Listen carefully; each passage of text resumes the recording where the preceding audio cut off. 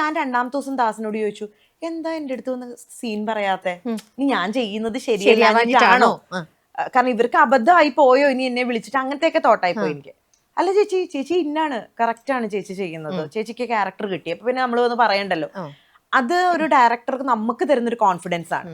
പിന്നെ സ്പേസ് ആണ് നമുക്ക്, നമ്മളോട് ഒരു ചേച്ചി ഇതാണ് സീൻ, സിറ്റുവേഷൻ ഇതാണ്, നിങ്ങൾ ചെയ്തു.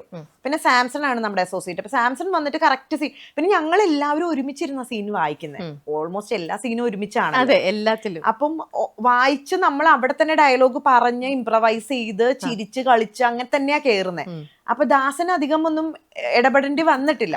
പിന്നെ വളരെ അപൂർവ ദാസൻ മോണിറ്ററിന്റെ പുറകിൽ നിന്ന് എഴുന്നേറ്റ് വരുള്ളൂ. അപ്പൊ ദാസൻ വരുന്ന കാണുമ്പോഴേ ചേച്ചി പറയും, പുലി വരുന്നുണ്ട്, എന്തോ തെറ്റിട്ടുണ്ട്, അല്ലെങ്കിൽ ദാസൻ വരില്ല, കാരണം മാക്സിമം ഫ്രീഡം തന്നിട്ടുണ്ട്. എന്തെങ്കിലും ദാസന് ചെയ്തത് കുറഞ്ഞോ കൂടിയോ പോയാൽ മാത്രം, അല്ലെങ്കിൽ ഇത് വേറെ ഒരു രീതിയിൽ ചെയ്യണം എന്നുണ്ടെങ്കിൽ മാത്രമേ പുള്ളി വന്ന് ഇടപെടുള്ളൂ.